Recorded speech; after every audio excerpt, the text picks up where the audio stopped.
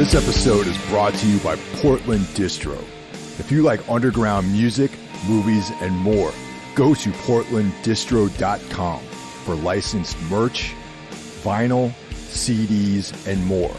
Plug in the discount code 10OFF, TENOFF, for a 10% discount at portlanddistro.com. Hey everybody, welcome to this week's episode of Everything Went Black. My good friend, rock and roll scribe, and fellow musician, Jay Bennet, joins us for Heavy Metal Massacre 2, The Vocalists.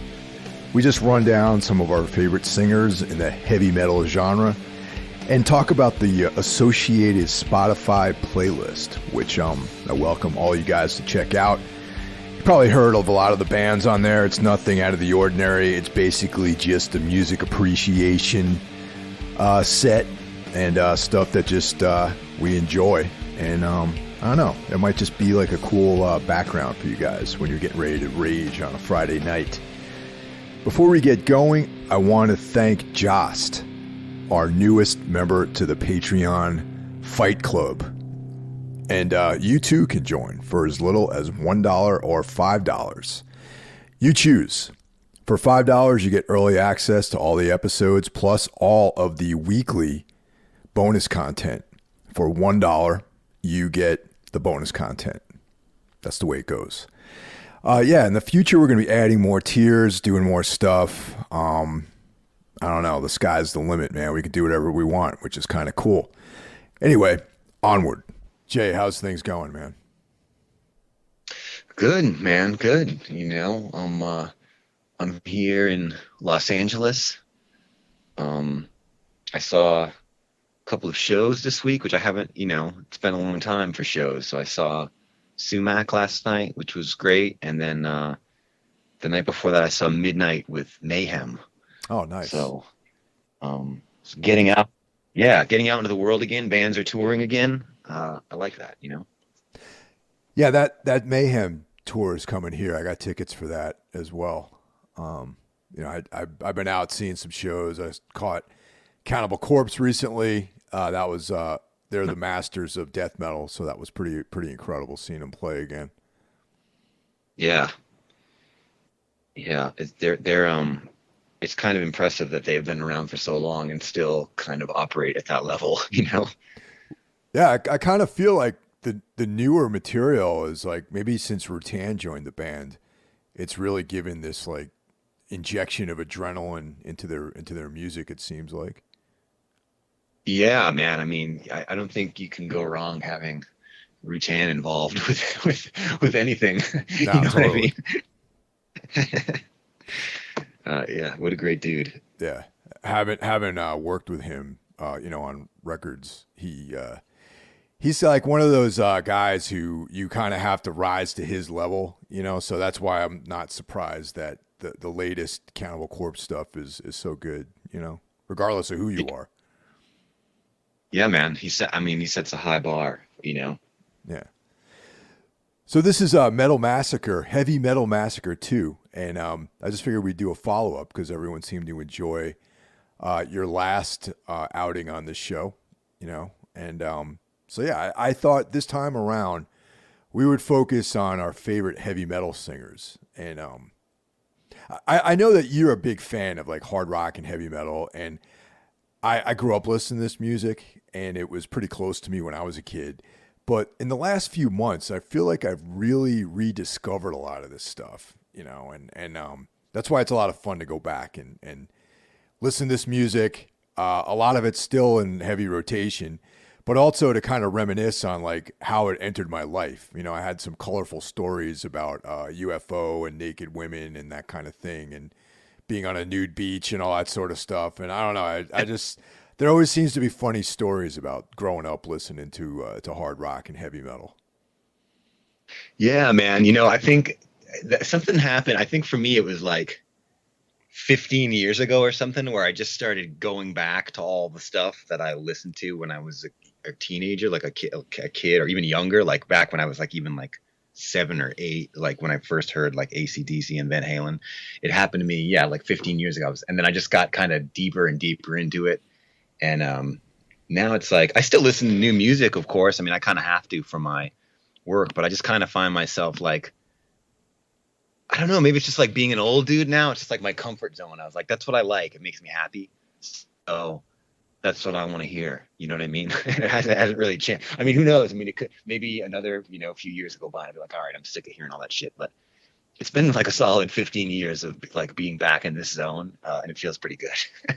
One of the things I've always admired about this period of music is how it was about like albums and I mean this might be me kind of romanticizing it, but it seemed more about bands having a career as opposed to just having like singles. You know what I mean? Yeah, yeah. Although it was both, man. I mean, that was the thing, and they had singles too. Like, you know what I mean? Yeah. You could follow the band and kind of see the different, and especially with a lot of the bands we're going to talk about today, the different eras, different lineups, things like that, and kind of how that affects things. But then also they were putting out singles, and like a lot of these times, these are songs that would be in the charts, which is like not really. The charts are kind of a thing that don't apply to heavy music anymore and haven't kind of for a long time, so it was kind of like an interesting snapshot of history, I guess. Actually, it's something that I've been curious about, and since you are definitely you're in the business of music journalism, and you know a lot more about that stuff than I do, so I was curious about charts, and chart position and band, is that even a thing anymore, or is it just Spotify yeah, numbers? I mean, it is. Yeah, I mean, I get emails and stuff from publicists and people who are always touting that stuff about, their bands and everything. But I kind of I don't know, I don't really pay much attention to it. I don't follow it. To me, it's not, it's kind of like, I think about it like the Grammys or something. Like, it's hard for me to think about music as like a contest or like something you do for trophies. You know what I mean? Like, that's all sports. I stopped watching sports a long time ago because that aspect of it kind of didn't interest me. I mean, there were a lot of reasons, but that was one of it, Yeah. Yeah, I mean, that whole concept of like, let's, I want to be number one. I want to win a fucking trophy that like a bunch of old white dudes decide is who's cool, and the Grammy thing, this came up recently because I was talking to Matt Pike. And High on Fire won a Grammy a couple years ago. Yeah, definitely. Which I thought was fucking shocking, And I said to him, I was like, look, man, the Grammys to me kind of exposed themselves as a fraud. Of course, you remember it was in '89 when I think it was the first year they did like a Grammy for metal, or one of the first years. And they gave it to like Jethro Tull over Metallica, And I was just like, oh, what a crock of shit, But then when I see, High on Fire win one, I go, oh, well, maybe they're not totally clueless, I mean, or maybe it's a fluke. I don't know. But he said the same thing. He was like, yeah, dude, he was like, because he had like injured himself and was walking with a cane. He'd done something to his foot or something. And he was walking with a cane. He's like, yeah, I wouldn't have sat like 400 yards back from the stage if I thought that I was going to win. He was like, no one was more surprised than I was. That's pretty funny. Yeah. But I mean, like charts, like top 100, top 40. Yeah. Like, does that? Yeah. What was that based on back in the day? Well, I don't know. I mean, I think back in the day, you're talking about there was like certainly payola was involved. Yes. And there was also like, I think station managers and DJs would turn in their playlists, some of which may or may not have been influenced by payola. So they would like tally up, how often, how many spins it's getting in Detroit, how many spins it's getting in Boston, how many it's getting in LA, that kind of stuff. And then, yeah, sales. But even that before like SoundScan, sales would be like, you could fudge those numbers, So it was all pretty until SoundScan kicked in. I think all of that stuff was pretty malleable, let's say, you know? Right, yeah. And of course we know that the music industry is ran by reputable people, so Yeah, no, there was a great. I read this great article about about the band Heart with the Wilson sisters, and like when they put their first record out, and I think, it was the single. I don't know if it was Magic Man or it was one of their big hits. It was like the single, and so literally it would be them and the two sisters, Ann and Nancy Wilson, in like a station wagon with the like radio promotions guy from the label, and they would drive around the Pacific Northwest, going to all the stations, doing interviews. And she was pretty open about, like, she was like, yeah, and the radio promotions guy would like give the guy like our single and like a gram of coke. Like that was just how things were done. Like that's how we got on. Like she was just totally like, yep, that's how we got on the air or whatever, Yeah, but at least they were a great band though, because I mean that early. Yeah, no, totally. Yeah. I mean, totally, they deserve that. But I mean, it's just crazy that's like to think that song could have possibly like languished in obscurity because some guy didn't get his fucking cocaine or no one got any cocaine is bananas to me, We're starting the show off on a very cynical note, it seems like.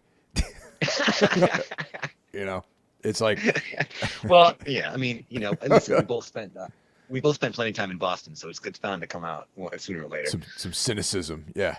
Yeah. On the Patreon portion of the show, I do a thing called Guide to Important Music. And people have asked me about Slaughter Shack and La Gratona and stuff like that. So I just had Colin on as a guest to talk about those old Boston days, which I thought was a really cool episode. That's great. I'll have to listen to that. Colin's great. Yeah, you ever check? Did you ever see Slaughter Shack, or were they a little bit before your time? Slaughter Shack was before my time. They were like I think they had already entered like sort of legendary status by the time I was around. Yeah, but I want to say I did see La Gratona though. Yeah, probably you've seen them. I'm pretty sure you must have seen them. They were like happening around the time I think you were in Boston. Yeah.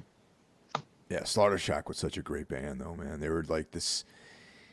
I used to see Colin around Alston, like I was still in college, and I would see him and John Queenan, and they were like kind of scary looking dudes. Like, I was like, I'd see him at the comic book shop, and I was like, oh, those guys from Slaughter Shack. They like worship Satan, and they look like really evil dudes,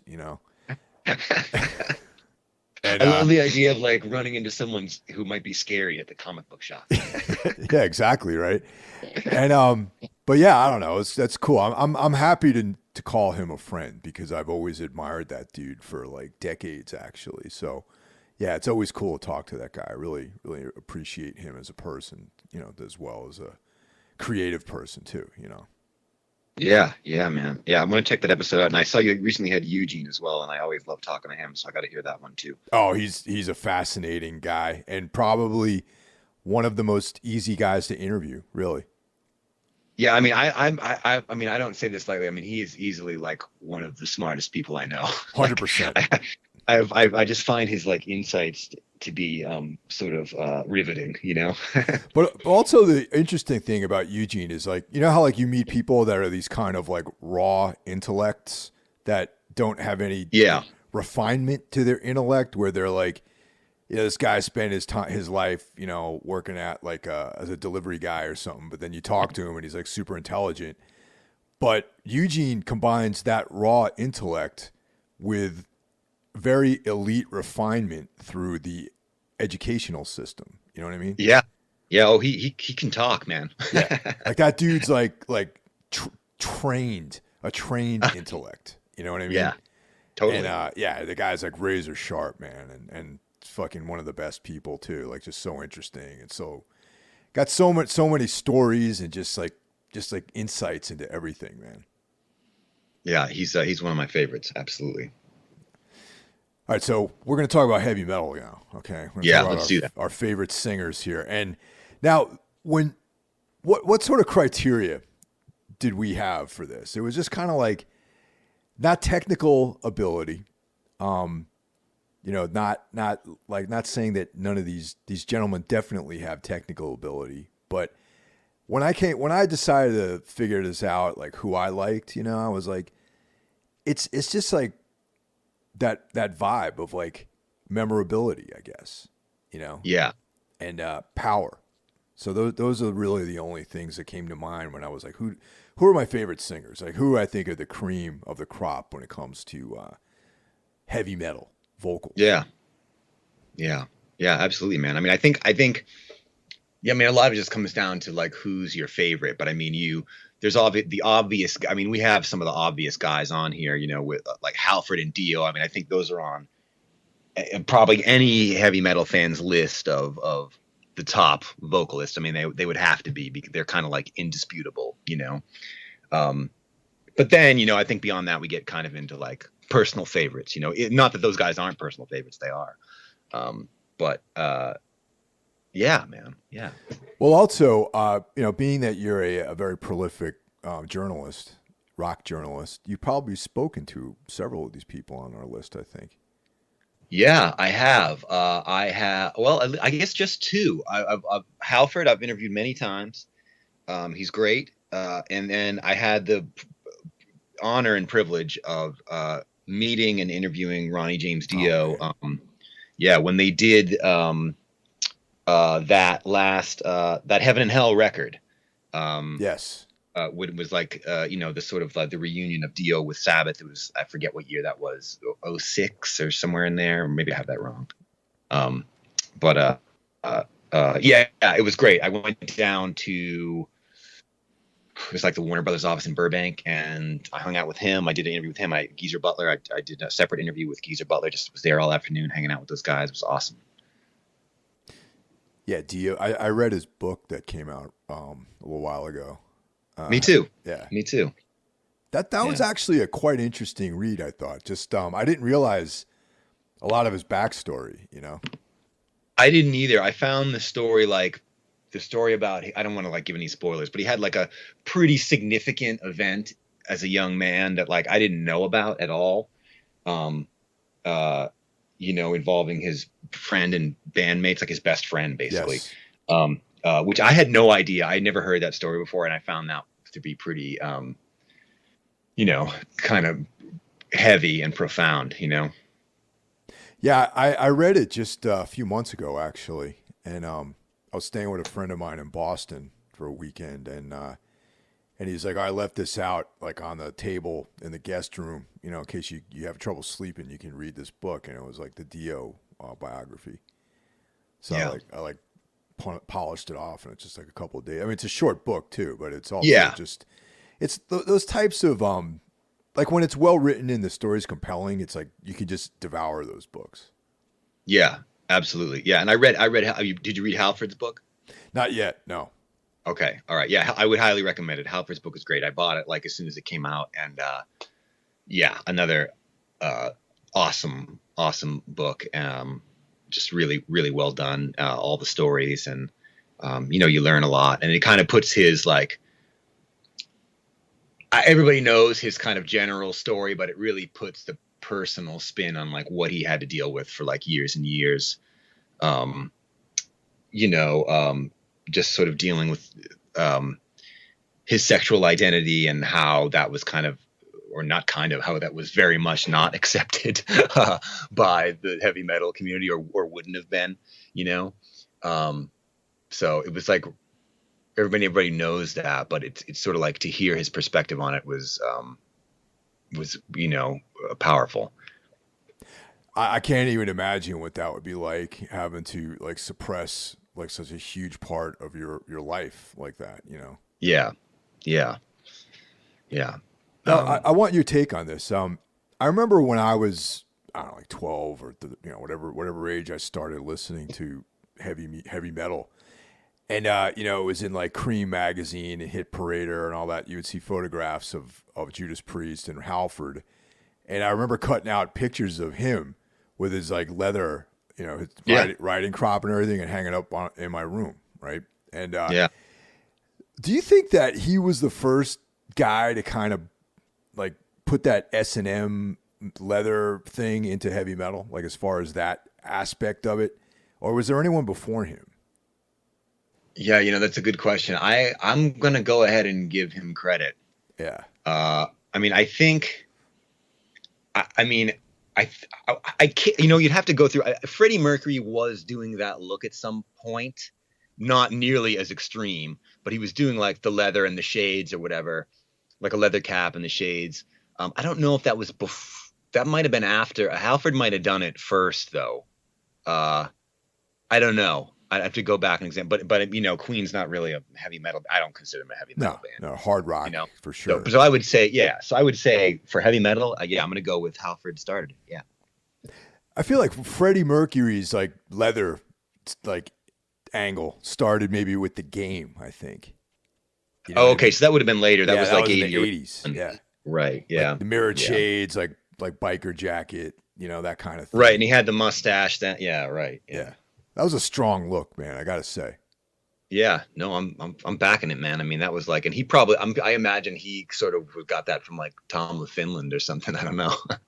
Yeah. I mean, at the time in that stage of my life, I wasn't as worldly as I am now, obviously.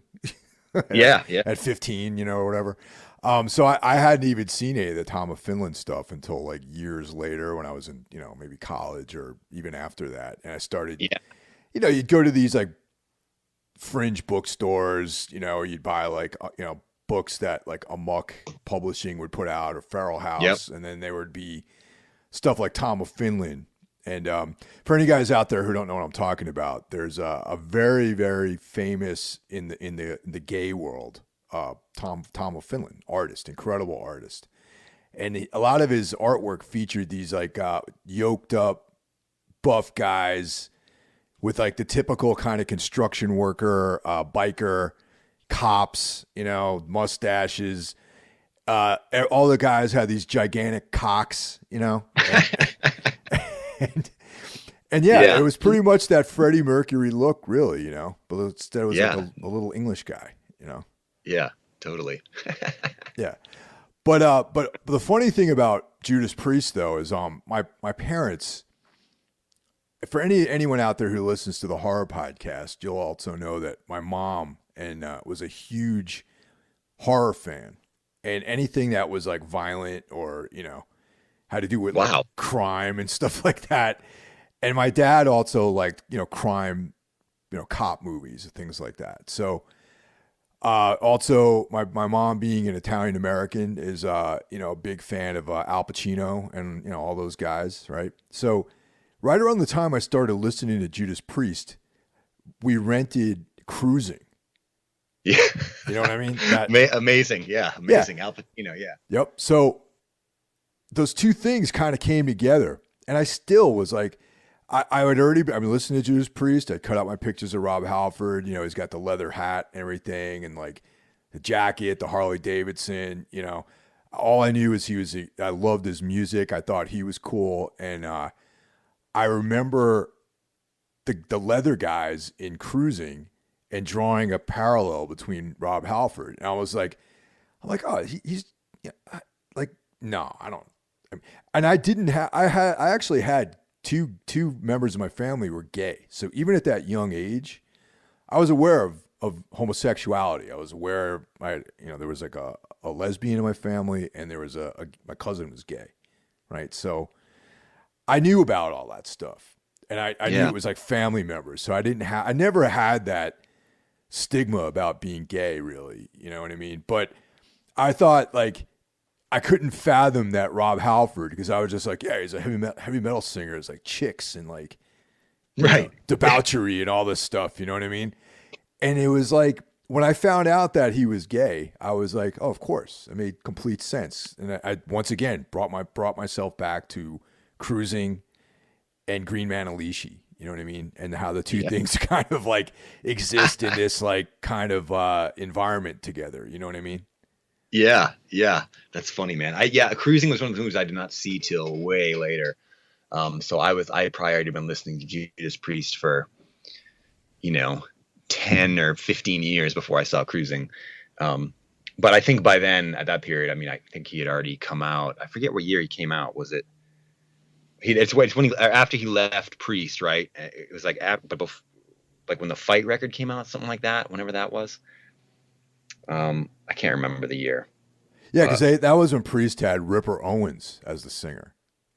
Right. So what? Painkiller came out in 1990, and I think he split by like 92 or something. So we're somewhere in there. Yeah, early 90s. Yeah. And Fight. Yeah. I remember Fight was they kind of surfaced at the height of like the Pantera sort of wave. Right. Yeah. That was his vibe. All of a sudden, Halford was on stage in like camo shorts. Yeah. And combat boots. I remember. Yeah. You remember?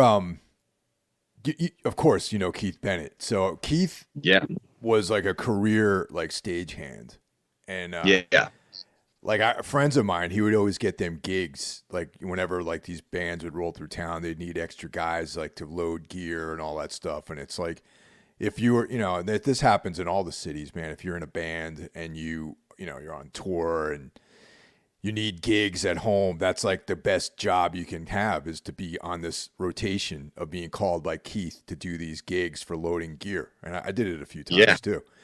And I remember my old drummer was a stagehand for Fight when they came through, and he was like, "Oh yeah, they were great, man. The funny thing is I spent like 2 hours polishing the drummer's cymbals." So. That's funny, man. I did a couple of those Keith gigs too. He got me a couple of those back in the day. Yeah. Yeah, those are like if you're back from tour and you needed some cash, that was like one of the best things you can do. It's like no strings attached, cash money. Yeah, totally. Yeah. So what I was thinking, I wanted to kind of start with a more marginal guy. And this is like all relative because our top guys would be Dio and Rob Halford. So out of this list, arguably one of the more marginal singers in the heavy metal genre was Don Dokken. Yeah. And I was, it's funny, like that LA hair metal thing happened in this very sort of borderland in my timeline, because the year I remember hearing Motley Crue for the first time, like Looks That Kill. And I was like thinking to myself as I heard the song on the radio, if this had come out a year before, I would be all about it.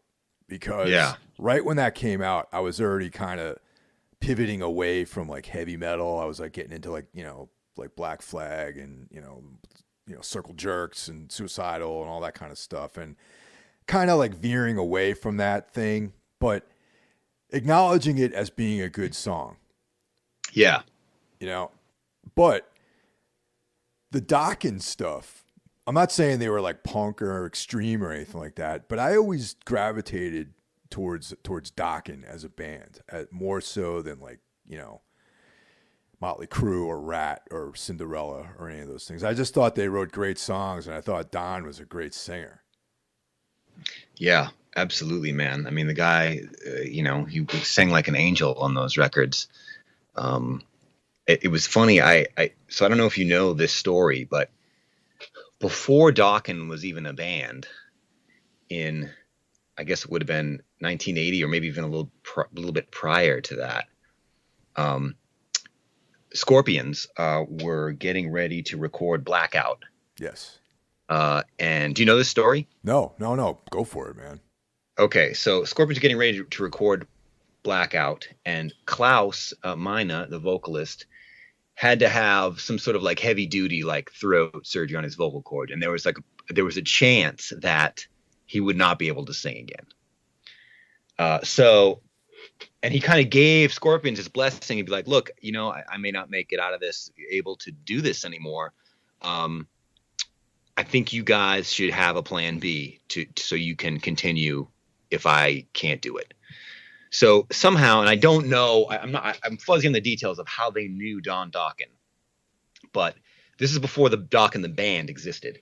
So they demoed the entire Blackout album with Don Dokken on vocals. Oh man.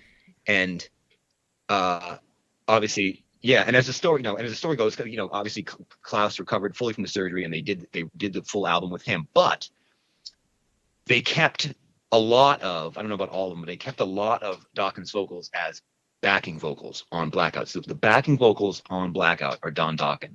And I was just talking about this. Jamie from Midnight is also a massive Dokken fan. Yeah. And I was talking to him the other day, and he was like, "Yeah, I can't wait." He's like, "I don't know why those haven't leaked yet. Why? I mean, let's hear the fucking demos for Blackout with Don Dokken singing." And I'm just like, I want to hear that, man. Can you imagine? That's fucking great. I had no idea, man. Mm-hmm.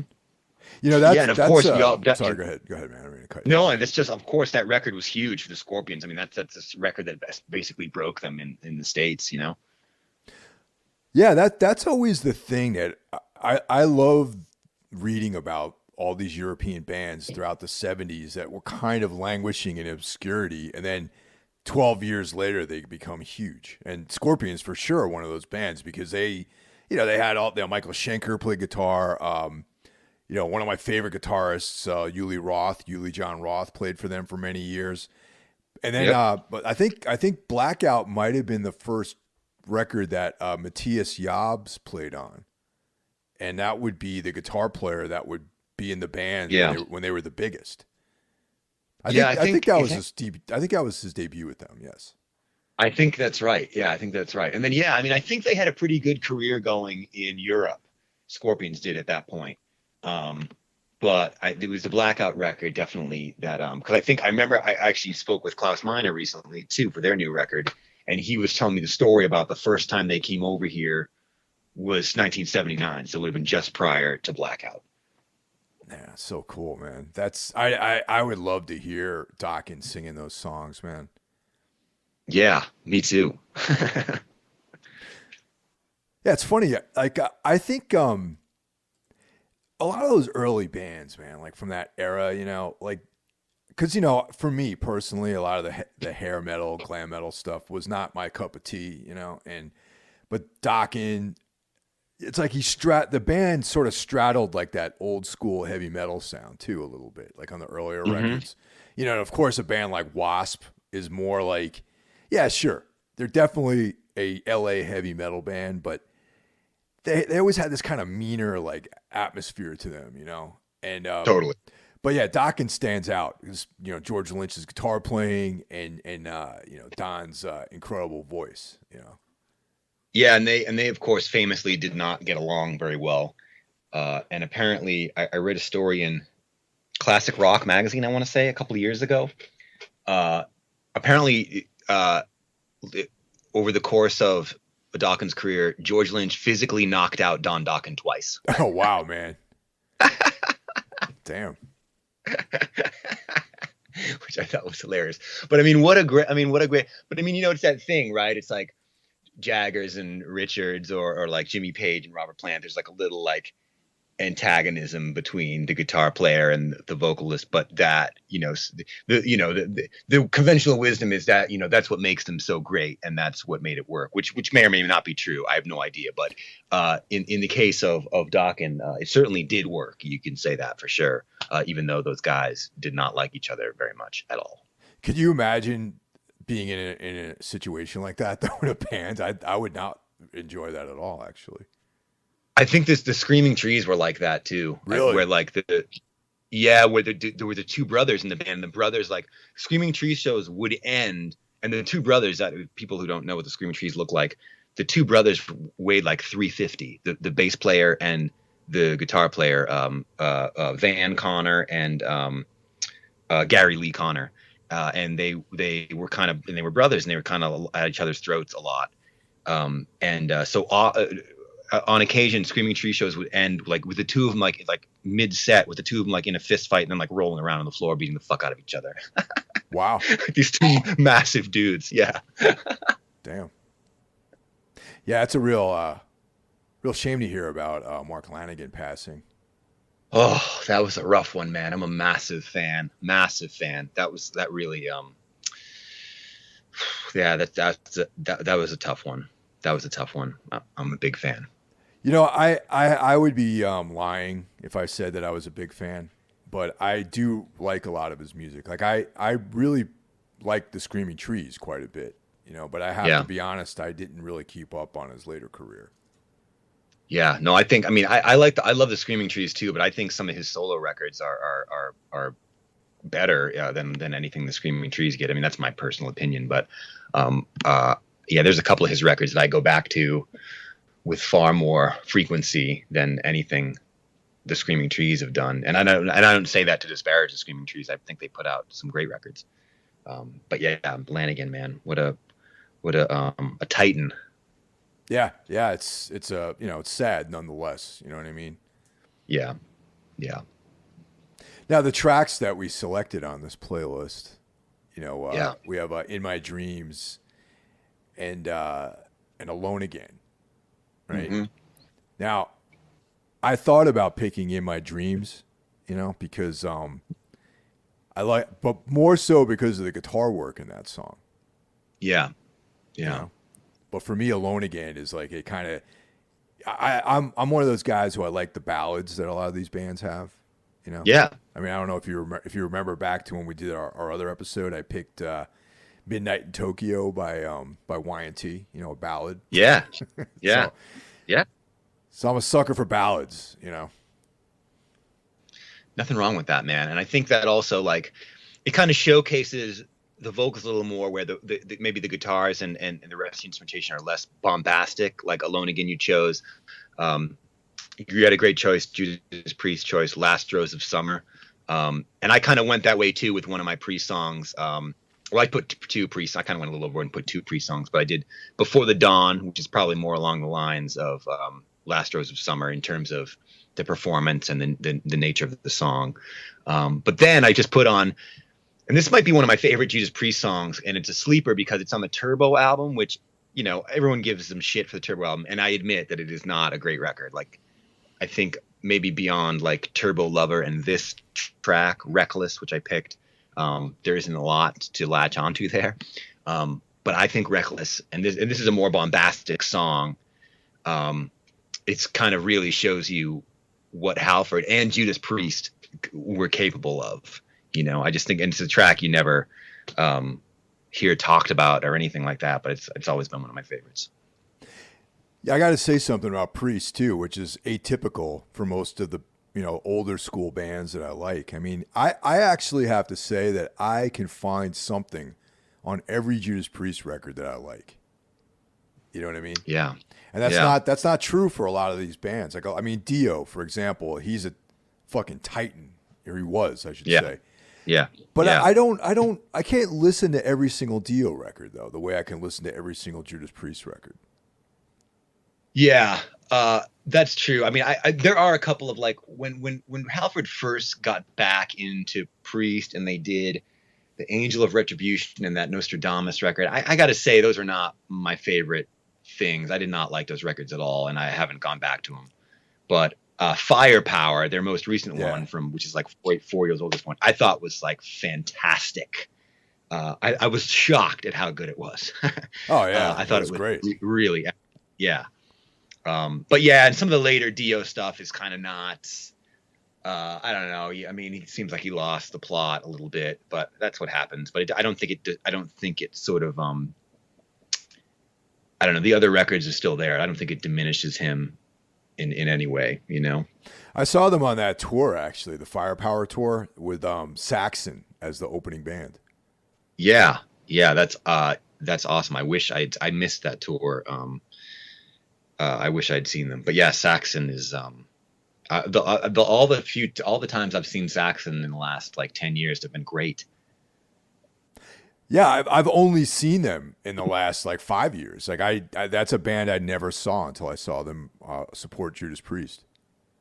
I think the last time I saw them was Motorhead's last LA show. Oh man, they opened. I assume they did that whole tour because they would have had to come over from England. So, but yeah, they opened for Motorhead on. I saw Motorhead's last LA show, and Saxon were great. Motorhead were great. It was a little sad because I think everybody kind of knew. Motorhead had definitely they lost a step. There was no denying that, but you still have to be there, I think, to honor the man and his legacy, you know? You know, I never saw Motorhead in their like modern period. You know what I mean? Like Mm. I only saw Motorhead like in I saw them twice in 1 year and then never again. I saw them in Wow. 1987. I saw them twice, Ooh, that's awesome. and then I never saw them again. Isn't that fucking That, weird? yeah. I mean, but hey, I mean, that's what happens. I've seen Motorhead like more times than I can count. I think I love them. Yeah. But I did not get to see. I mean, I probably the first time I saw them was probably, um, I mean, it was definitely in Boston in the '90s with Keith Bennet, because they're like his favorite band. Yeah, totally. So I definitely didn't see them. You probably saw them probably close to 10 years before I got to see them. So I mean, that's awesome.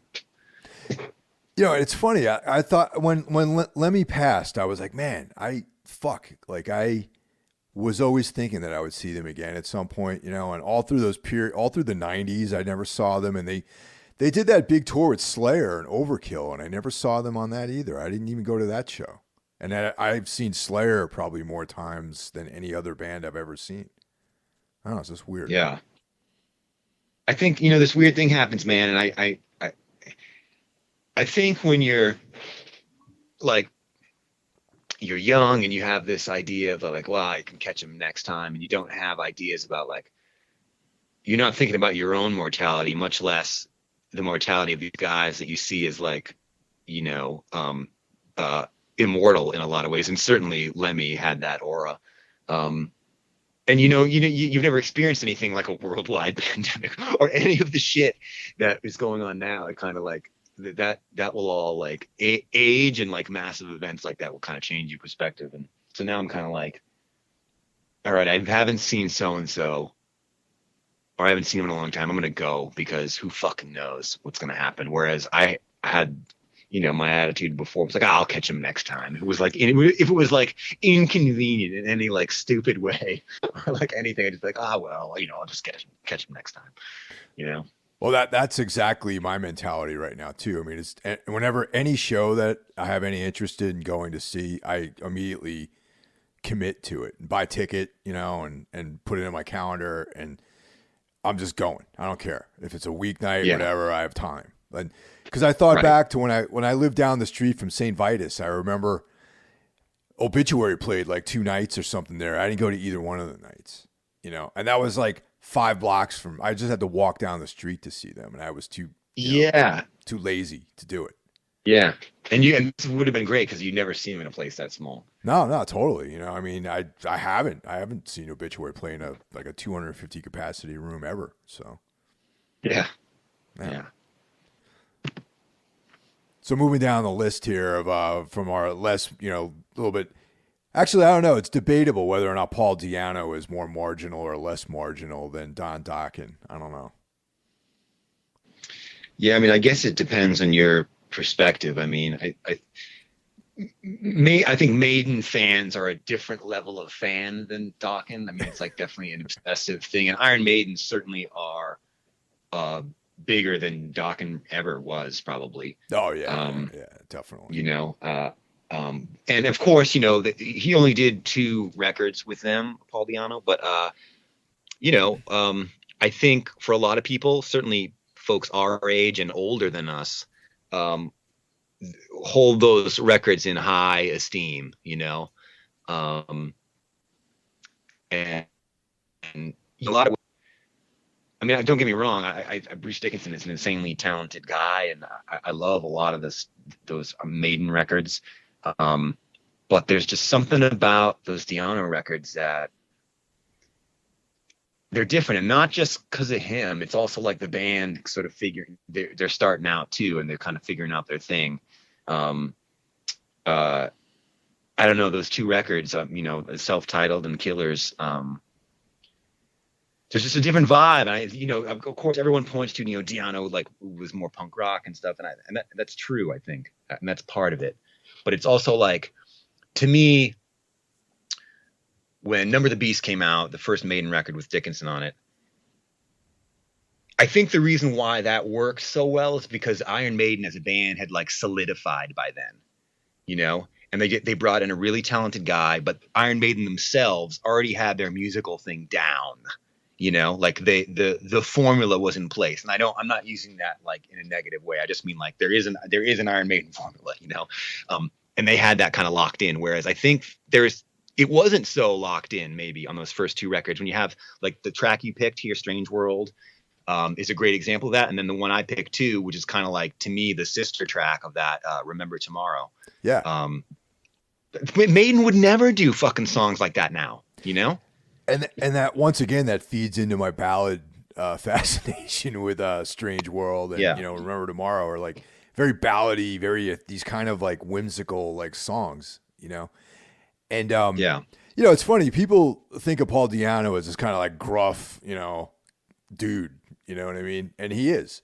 But his singing on these songs is fucking amazing, man. It's like there's like a subtlety to it and everything. It's not just like some guy shouting, guy wearing a leather jacket, drinking lager, Yeah, no, I mean, the guy, that's it, man. The guy had nuance in his voice, and these two songs here I think are some of the best examples of that. The Strange World and Remember Tomorrow are if you want to hear, like, if you want to kind of blow up your sort of generalized idea of what Paul Di'Anno can do, he really, all the sort of nuance and the detail and the are in these tracks, Yeah.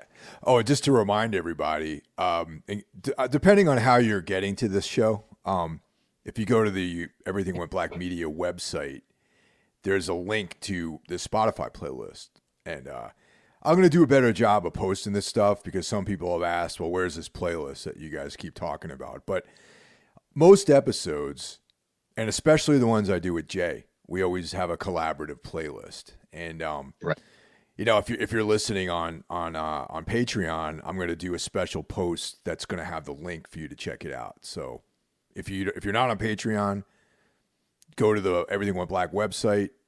There'll be in the show notes. There'll be a link to this, and I'm also going to post it on the Facebook page. So you guys, and this, these are household names, but this might be a cool like Friday night getting ready to throw down on the night type of thing. You want to, you want to get ready for the Friday night, maybe put this playlist on. You know what I mean? Yeah. Yeah. Good call. Yeah. But back to Di'Anno, it's I remember reading, I forgot, it was in Cream magazine, and they were actually giving Iron Maiden a bad review. And because Cream metal wasn't their thing. They were into like new wave and no wave and punk and all this other stuff. So I was reading about Iron Maiden, and they're just talking about how it's like some pale version of Deep Purple, right? And I was like, well, yeah. I fucking love Deep Purple, so let me check this band out. And I bought the cassette of Killers, and I was like all about it. I'm like, yeah, I could see that. This guy sounds a little bit like another guy we're going to talk about soon, Ian Gillan. Like he has that gruff, bassy, just like fucking manly voice. You know what I mean? And yeah. And then shortly after I picked up that cassette, Number of the Beast came out, and that of course was Bruce Dickinson's debut. And I was like, who the fuck is this guy, man? Yeah. And I was actually disappointed. But over the years, I've grown to really respect Bruce Dickinson. I do like the records that he's on, but I just feel like Di'Anno is always going to have like that special like place for me, Yeah, no, I agree, man. I agree. Absolutely. So like moving up the list here, of course we have the great Ian Gillan, who and some of you guys out there don't listen to this old stuff. So if you want to really check out a curated list of great singers from this era, these are some of the finest vocalists I think that you'll find. You know what I mean? And Deep Purple were one of those bands where after getting into Sabbath and like Led Zeppelin, there was this guy that lived down the street from my grandmother. I used to hang out with his, actually, he wasn't related to these people. He was like a vet, and he'd spent some time in Europe, and he was dating the older sister of these two friends that I had. And for some reason, he ended up living there. And looking back on that whole story, because he eventually would take his own life, actually, a few summers later after exposing me to all this great music. He was just kind of this like troubled guy, probably had PTSD or something like that, or gotten into something heavy over in Europe. And he had his entire record collection at the house, and his incredible huge like stereo system. And I remember summertime, we would just listen to records. You know, this dude was like 6 or 7 years older than us, you know, me and my 13-year-old friends and their hot older sister, you know, we were like crank these fucking these tunes, you know. And the Deep Purple Machine Head record was probably that was like the number one for me that summer, man. And that's, ever since then I've been following Ian Gillan's career, you know, and the song Highway Star has been like, at that age, you hear that song and you're like, you just want to get up on the fucking road, man. Like, you know what I mean? Yeah. I mean, I was probably about that age when I heard, I think I heard, you know, I think Smoke on the Water ends up sort of seeping into your consciousness earlier because it's just on the classic rock radio all the time. And they play Highway Star too, but you don't hear it as often, I feel like, or at least you didn't back then. But yeah, so I probably heard that around the same time as you.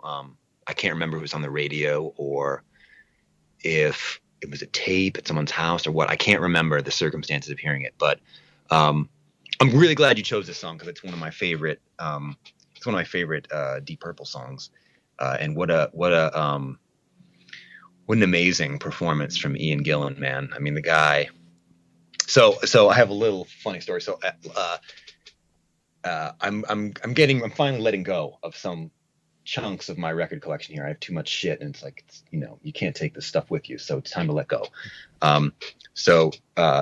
There was this woman runs like she does a heavy metal swap meet like once every few months here in LA, and so I signed up with some friends of mine. We got a table, and we each brought a couple boxes of records, and you know, there's like, say everyone's there selling records. There's people selling T-shirts, jewelry, all the stuff, you know, heavy metal related items.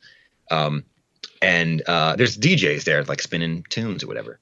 And some Deep Purple song comes on. I don't even remember which song it was now, but my friend goes, he like starts kind of like, you know, not singing along, but sort of like saying the lyrics like as they're coming on. And he turns to me and he goes, you know, he's like, Ian Gillan could say anything and make it sound cool. Yeah. And it's so true, man. It's so true. It's like, that seems so obvious, but it's like, I hadn't thought about that until he said that. And I was like, oh, yeah. I mean, yes, 100%, you know? Well, you know, it's funny. People, you know, they kind of trivialize the importance of Smoke on the Water as a song.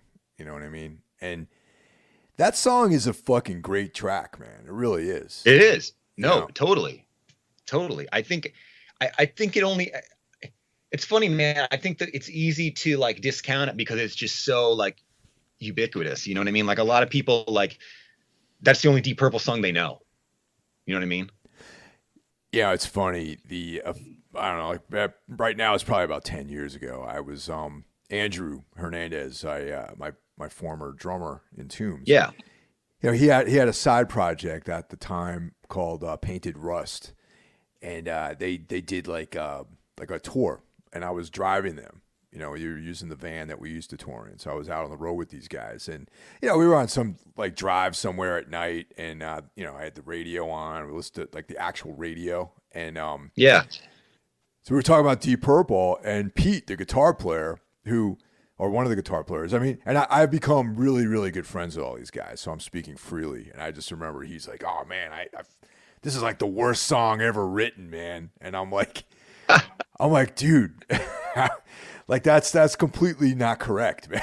I'm like, this is like this is actually one of the best songs ever written. You know, I just thought that's really, really funny, man. That's great. Yeah.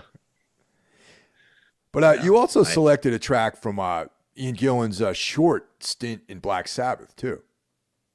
Yeah, man. And I feel like, you know, there is a certain pocket of music fans, and I'm one of them, who love the Born Again record, the only Black Sabbath record with Ian Gillan on vocals. And just to give a quick background, Dio came in, replaced Ozzy in Black Sabbath. They did 2 records, and then Dio was out. He went solo, and Black Sabbath brought in Ian Gillan, formerly of Deep Purple at this point, to sing for Black Sabbath, which is like, even at this point, it was probably a dream scenario. But if this has happened 10 years earlier, like people's heads would have exploded. Like Ian Gillan joins Black Sabbath, But this record is great, and I just feel like it doesn't get enough props. People give it a hard time, like, oh, it's like the worst album cover ever. I totally disagree with that. I think it's pretty cool, actually, and the color scheme is pretty great. But there's just so many great songs on here, and this is my favorite, Trash, which was also a single. There's also a track called Zero the Hero on this album, which I almost put on here. But what's notable about Zero the Hero is a couple things. One, Cannibal Corpse covered it possibly on. It was like the B-side to Hammer Smash Face, I want to say, when Hammer Smash Face was released as a single. Yeah. And I want to say that was the B-side. I could Google me on that, but I think that's right. Yeah, it was during the Barnes era for sure. Yeah. So they did it with Barnes. They did Zero the Hero, which is cool. And then also, I believe I don't know if it actually became a dispute, but and I can't put my finger on the gun, but there's a Guns N' Roses song on Appetite for Destruction that has a riff that is almost note for note Zero the Hero.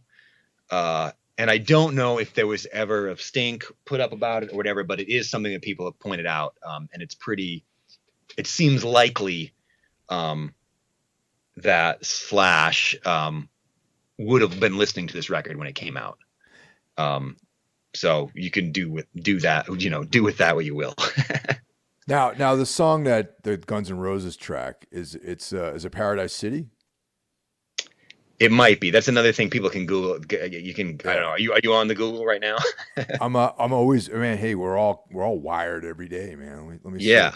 All right. Let me. This is very unprofessional here of me, but let me look this up. Guns N' Roses. Yeah. That's the song that comes to mind, though. That would have a similar riff. That could be right. I can't. I don't. To me, off the top of my head, I can't. This is all stuff that kind of comes back to me, where there's like, I remember the general gist of it, but there's like pieces missing, There we go. Yeah. Yeah, Paradise City. That's Paradise City. The Okay, one. You nailed it. Yeah, there you go. Yeah. It's right after Axel blows the whistle, and then they.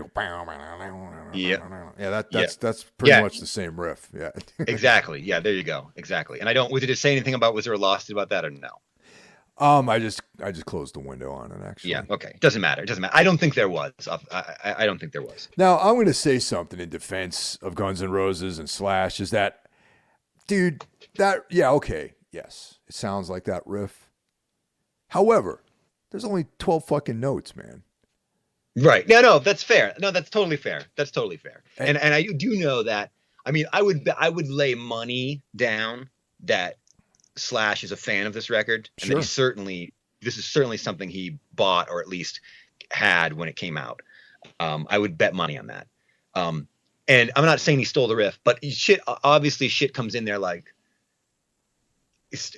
music seeps into you on a subliminal level, and it's entirely possible that the way it came out, this riff came out and he wasn't like, oh, I'm going to rip off Black Sabbath. I don't think that happened, but I think this stuff seeps into you. And if you make music, sometimes it comes out, Yeah, totally, man. And it is like kind of like, it's like a very, kind of a standard blues rock riff, really. So I don't, yeah.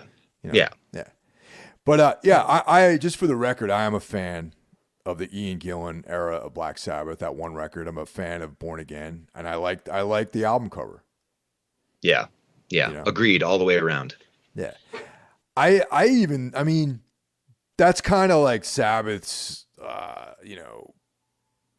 kind of they kind of descended into this netherworld after this record came out. And not to say that I don't like the Tony Martin records or anything, but that was like hanging on to like the life raft, I feel like, during the 90s, you know? Yeah. Yeah. I also enjoy some of the Tony Martin stuff too. And it's funny. I see there's like a sort of new generation of hard rock and metal fans, like much younger people, like in their 20s and early 30s, who are like worship those Tony Martin records, which I just find like baffling. I mean, none of this stuff isn't good. It's good, but it's like you're going to put it up against. I mean, that stuff is like fourth best Sabbath. I mean, you got to. This record is better than any of that stuff, and all the Ozzy and Dio stuff, or most of it anyway. So that stuff is like to me automatically like fourth tier. Yeah. But there's still some great songs. I mean, there's no doubt about it. But I just think it's funny how that stuff is kind of like there's another generation that sort of reveres those Tony Martin records. And again, I'm not trying to disparage Tony Martin, but it's like, hey man, the first 6 with Ozzy, the 2 with Dio, the first 2 with Dio, he came back obviously a couple times. And then this record, I put all that stuff above the Tony Martin stuff. There was another Sabbath singer too besides him that I remember they had this blonde guy for a while. Ray Gillen. Yeah. Yeah. He was on Headless Cross, right? Yeah, I think that's the one. Yeah. It's hard to keep track after this Born Again, really. But yeah. Yeah, I saw Sabbath at the Orpheum. Like, imagine wow. Like that's how diminished they were in the 90s, and it was on the Headless. It had to be the Headless Cross record, that tour, because it was, once again, Keith Bennet was involved in my attendance at this show, and it was yeah, it was like one of these deals where it's like in the 90s, me seeing Sabbath, like knowing that it was probably some ringer lineup, was very unlikely that I would pay to go see them. So I was able to go because of the good graces of Keith Bennet. And and I was like, they had some blonde guy up there singing for him, and I'm like, who the hell is this guy who's singing for Black Sabbath? So yet another guy lost in the mists of obscurity in the history of Black Sabbath. Yeah, Keith got me into to see Sepultura too on the Chaos AD tour they did with. Ooh, that's Fudge, a good one. Yeah, with Fudge Tunnel. That was really cool. That's a good one. Yeah. So in my reckoning, I put Dio and Halford at a tie as far as like most powerful heavy metal singers. Yeah, I mean, I have to agree. I mean, they're phenomenal, and in different ways too. The way obviously the sort of the delivery and. I mean, I don't know much about I feel like generally they have a similar range. Halford can probably go a little higher. But I mean, does that shit matter? Who cares? I don't know. Do you sound good? That's what it comes down to. And do you deliver with strength? And I think, clearly both these guys do, and they do it consistently over and over again. They sing about cool shit. I mean, I get it. There's only so many songs about dragons and tigers and stuff that people can take, and that's cool. But you know what? I'm cool with that. I mean, if it sounds good, you know what I mean? It doesn't really matter so much.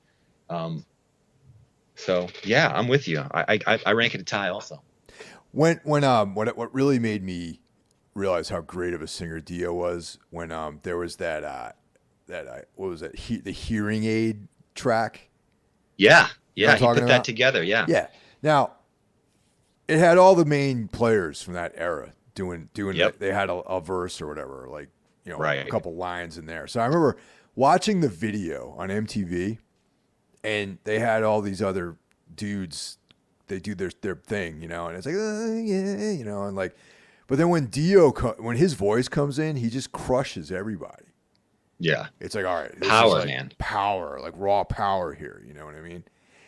Yeah. And that's when he galvanized my view on Ronnie James Dio as being like one of the greatest heavy metal singers ever. And then years later, I remember I was on tour in Europe with Anodyne, and we were driving around with this dude Burned. and some of you Europeans out there might know who I'm talking about. This guy, Bernd Bormann. He was a famous extreme music vocalist in Europe for a band called Stack, and he also supplemented his income by driving jerk-offs from America like me around in a van, So we at that point, I was actually uncomfortable with talking about how much I loved Ronnie James Dio because of being involved in like a certain subculture of music where it's you're not supposed to listen to heavy metal and all that kind of thing. Right. So Burned, while we're driving around, he put on like the live was what the there's that live Sabbath record that came out with Dio on it. And there's like Live Evil. Live Evil, yeah. There's like a knight on the album cover and everything. Yeah. Yeah. And some of the guys that were traveling were like down on it, right? And I was like, yeah.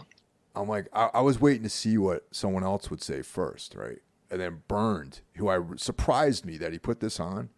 Because, he was like a vegan and, and into like, what I'm trying to say? Like he was like, yeah. No, nice guy. Like I love him, but he was like a vegan and straight edge and into like, he cared about like causes and stuff like that, And I was surprised that he would put on Black Sabbath with the Dio, with Ronnie James Dio singing. So I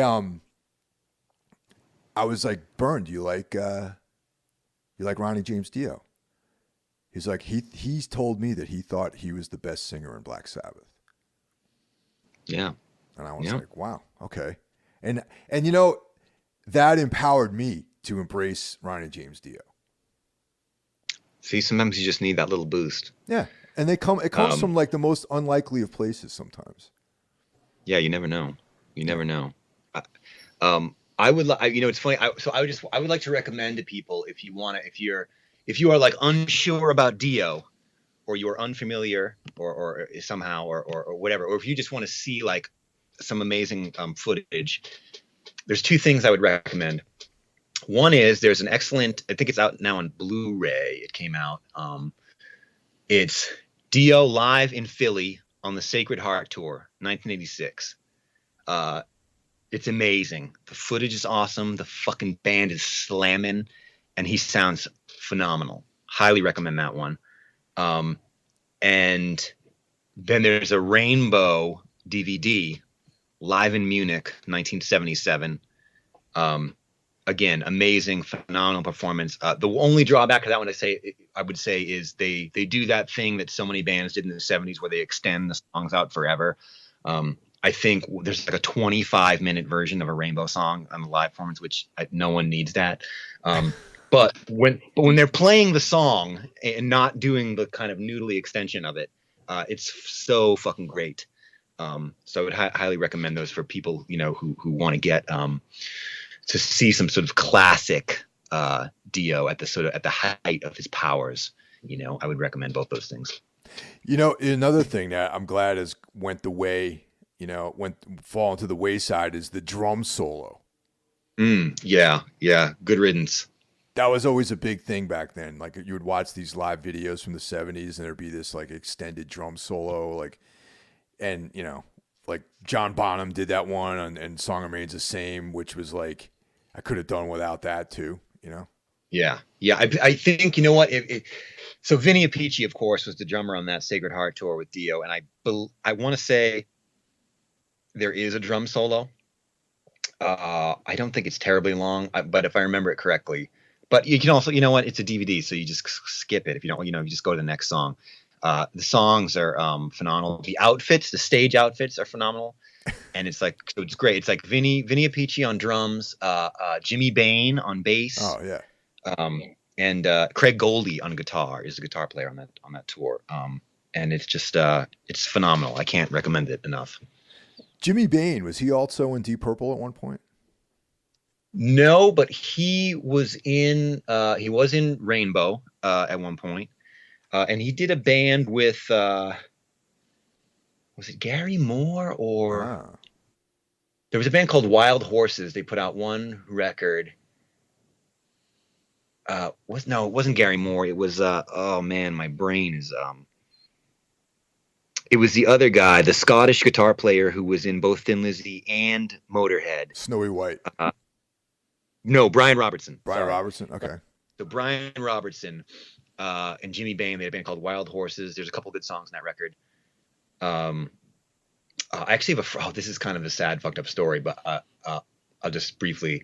So Jimmy Bain was he's no longer with us, and he sort of had a lifelong substance abuse issues. But I have a friend who also, was a heroin user here in Los Angeles. He has since recovered a long time ago. But during his sort of darkest days, he would shoot heroin in hotels rooms with Jimmy Bain. And he is like not a guy who listens to that music at all. So I just thought that was kind of an interesting, like, you spend all this time with Jimmy Bain and you didn't even care. Wow, man, that's sad. It really is. Yeah. It's like a sordid sort of story, I guess. Yeah, totally. But it's, it's also, it's reality. Yeah. And I think Jimmy Bain died on one of those, if I remember this right, on one of those like rock cruises. He was performing with someone or other. And I believe, I could be wrong. I'm pretty sure that, and it was like, they said it was heart failure, but it was probably, it could have been. I don't want to besmirch the man's name. I think it's possible that if it was an overdose, or if not, it was at least, maybe the cumulative result of years of extracurricular activities, One of the coolest things is the fact that I even asked, like, oh, was he in Deep Purple? But like, dude, back then in that era, there were just so many of these cats just playing on each other's records and forming these bands. Like you said, Wild Horses. Like, that sounds awesome. Like, I've never heard it. I'm going to look it up after we get off this call and probably enjoy the record, Yeah, it's cool. There's some really great tracks on that record, and I believe it was just the one record. It's Red. It might have been self-titled. I think. I don't know. I have it somewhere. But it's there's some bangers on there. It's like, and this might be once again me romanticizing things, but it's like I always had this feeling where like a lot of these guitar players and singers and drummers and bassists and synth players or whatever, they were just like these dudes with like they're like this workman like attitude, they had their lunch pail and they just showed up for these bands. It's like, all right, we got to put a band together. Let's get Jimmy Bain, Gary Moore, Ian Gillan. Let's see what, is he free? Okay, great. Have him come down to the studio. And just go for it. Yeah. I love that, man. That's like why another reason why I love this era of music is just how you would pick up a record and you'd be like, oh, geez, like this guy played on this record. I didn't even know that until now. Yeah. Jimmy Bain, man, another legend. The track I picked for the Dio portion of our playlist was a Rainbow song. It was, Man on a Silver Mountain, which is like probably my favorite classic Rainbow track. Yeah. Classic song. Great. That song retains all its power. that's when I'll often play that song when I go out, spinning records, DJing and stuff. Have the original 45. So it's, it sounds great at 45 RPM. It's extra loud. And that song is not, to me, it's just as exciting today as it was the first time I heard it. Somehow it's retained all its power, which you can't say that about many things, but that song, absolutely. And also, I think personally for me, the Dio track that I chose, Last in Line, is like, obviously it's a well-known song, but I just think that song is just so well done and just fucking slamming, And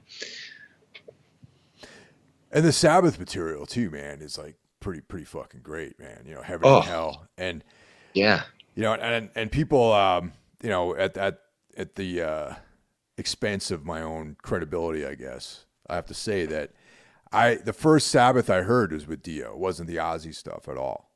And when I heard the Ozzy stuff, I was like, I didn't even know if I liked the Ozzy material really. Yeah, I mean, it's all a matter of perspective, like where you come in, you know, where you kind of enter the fold with this stuff kind of affects your preference in a lot of ways. But those two records, The Mob Rules and Heaven and Hell, they reissued them recently, and so I got to interview Tony Iommi. Oh man. Wow. Yeah, which I've only done a couple of times. That was like, you know, it was great. So I just getting him to like reminisce about those records was great. And the reissue, the remasters sound awesome. They were cool enough. They sent me like, they did the like, you know, digipack double CD thing. It's got a cool like booklet with like liner notes, and so I still have a CD player in my car. So I just throw those in, and it's fucking awesome, man. I love those albums. Man, I should pick that up. That's cool. I didn't realize they reissued that stuff. Yeah, I highly recommend them both. They sound great. And if you're like, you know, and I know you like to read about this stuff too, so it's got some cool like, you know, information liner notes in there, and it's one of those like, I mean, I haven't like A/B'd it against the originals or anything, but I mean, to me, it sounds like they did a really good job. I mean, I didn't listen to the remaster and go, oh, what happened? Like, you know what I mean? It sounds great, you know?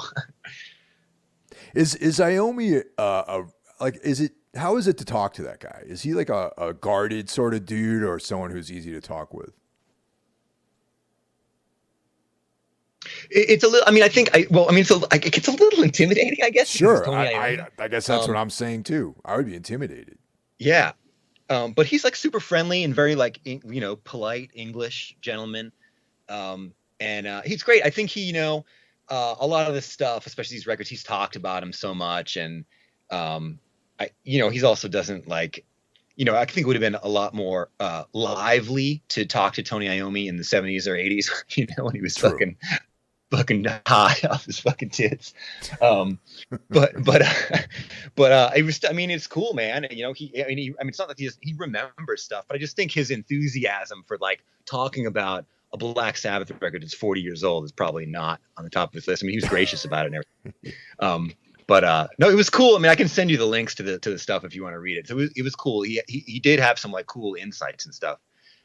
But you know, yeah, I think it would have been, you know, I think catching, you know, unlike with someone like Ozzy, who's like still a little bananas, maybe. I think Iommi is like definitely chilled out a lot over the last like couple decades. You know what I mean? Yeah, I mean, obviously, you probably read the Iron Man, that book, you know, and everything. Yeah, totally. And I feel the same way about that book. I just felt like it felt like it was cool, but it felt like subdued, you know? Yeah, definitely. Well, that's our meditation on heavy metal singers, and I hope you guys enjoyed Metal Massacre 2. From time to time, Jay and I were talking about these topics, you know, here and there. So, Jay, thanks for joining us this evening. Oh yeah, man. My pleasure. Thank you for having me. Let's do another one. Hell yeah, man. I'll talk to you guys next week. Take care.